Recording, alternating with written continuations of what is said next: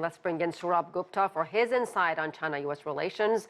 He's a senior Asia-Pacific International Relations Policy Specialist at the Institute for China-America Studies. Sourabh, what is your sense in terms of what these talks between Secretary of State Antony Blinken and President Xi and other top Chinese officials, what did it actually accomplish?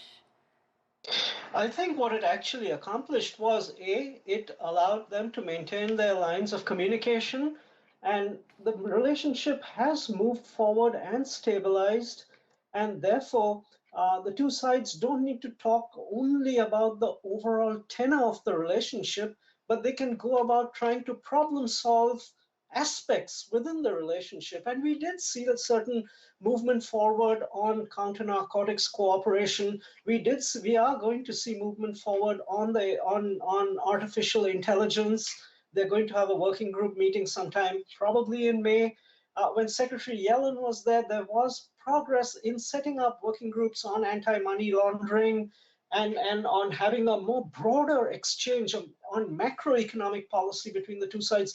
So they are drilling down and getting forward progress on important issues, even though the negative tendencies in the relationship also simultaneously are being deepened. So it's a mix, not just a bag of goodies, but also things are going both ways, both in a positive direction as well as a negative direction, but overall stabilizing, I would submit. And the reality, Sourabh, is that there are areas, topics, issues, challenges that these two sides may never agree on, whether it's Ukraine, whether it's Russia, what's going on in Gaza, what's happening at the UN Security Council with repeated blocking of resolutions by the United States. But I guess my question to you is the importance is here, not necessarily to agree on everything, but learning how to manage those differences.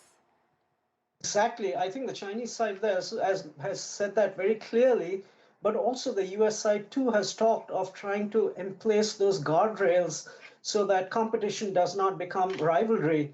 I think what the two sides are trying to do is talk intensively with each other at various levels. Many cabinet secretaries have been in Beijing, and the whole purpose is that they can deepen their conversations and have the relationships remain on that even keel. One has to understand the two countries are approaching each other with very different strategic perceptions. The US has been clear that it wants to invest in itself. It wants to ally with partners and align with partners and allies, and then compete, extreme competition if need be, with China, but try to maintain that within bounded limits. While the Chinese side has not been happy with that, and it wants to frame competition within a larger framework of strategic cooperation. But at the same time, China understands that it doesn't really have the whip hand in the relationship with the US, and so it is reacting to US actions and trying to seek its interests within.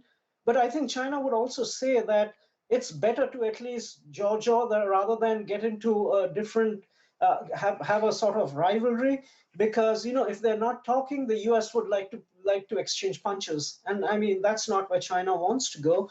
And so there's little by little trying to engender strategic trust in the relationship, which was broken since the Trump administration. And this is a process going forward. And I think they've made significant progress on that front in the past 10 months since Blinken last went in June 2023. All right, we'll have to leave it there. Sourabh Gupta, thank you very much.